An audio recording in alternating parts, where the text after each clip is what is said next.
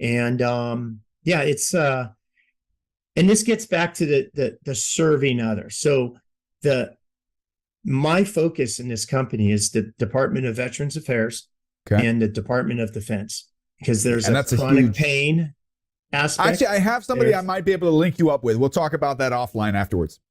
Okay. A friend of mine is the former Secretary of the Army, something or other. He does something I'll link you guys up afterwards. All right. Okay. But yeah, it's helping a lot of teammates that have residual limb issues and chronic pain, and physical therapy and that kind of thing. So if and I'm hoping if some I've got hip issues, I'm already thinking about. If somebody's listening and wants to know, hey, how do I get a hold of something like this? Do you get this through your physician, or do you have to be in physical therapy? Do you have to get this through a hospital? How would you source a product like this?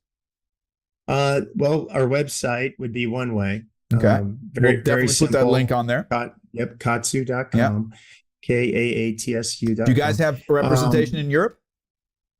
We do. We have distributors in Germany, Spain. I'm just asking in case they need to know where they're ordering it from. Yeah, I don't think we have anybody in Austria where you are. That's fine. Germany's close distributor enough. Yeah, they cover down on Austria.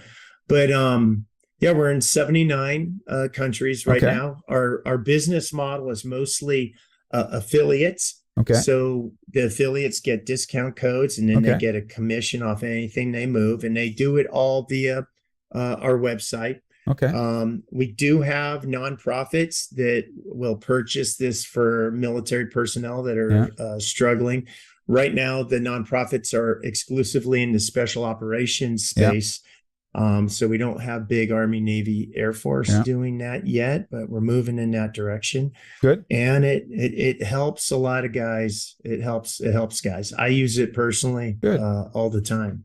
Wow. But that's really good. Now this we're not done, because you're a master of many trades. You've got other projects in the pipeline that I like to hear as well. I know a little bit about, but our listeners don't. Tell us a little bit about some of the other nonprofit and support work that you do. Well, I like talking to colleges, students, teams, organizations. I like to take the lessons that I've learned in the SEAL teams and sharing them with others. Especially, my favorite is college age kids that are, they're like a sponge. They're just taking in all this information. And I like to get up in front of those guys and just say, hey, look, these are things that I wish somebody had told me when I was your age. Lessons that I learned along the way. And, we talked about a couple of them, but kind of like the trust, how important trust is in relationships. And, attitude and tenacious spirit, making habit of doing the little things right, all that kind of stuff. There's so many angles you can go with it. And I truly enjoy that.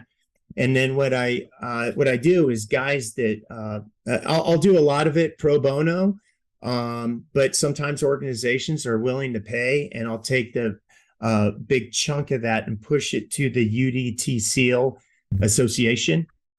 So we have a lot of foundations out there, a lot of nonprofits to help people in special operations and in the SEAL teams. But I picked the UDT SEAL Association. I like pushing resources to them because they help a lot of my veteran teammates. So that's another kind of service. Well, I'm going to mention here for anybody who's listening, if anybody who's listening to this podcast said, I'd love to hear John talk some more. We'll give your link information if they want to reach out to you directly. You do speaking engagements, you do keynotes, you'll come do trainings and stuff like that. I'd love for anybody that listens to this to reach out to you.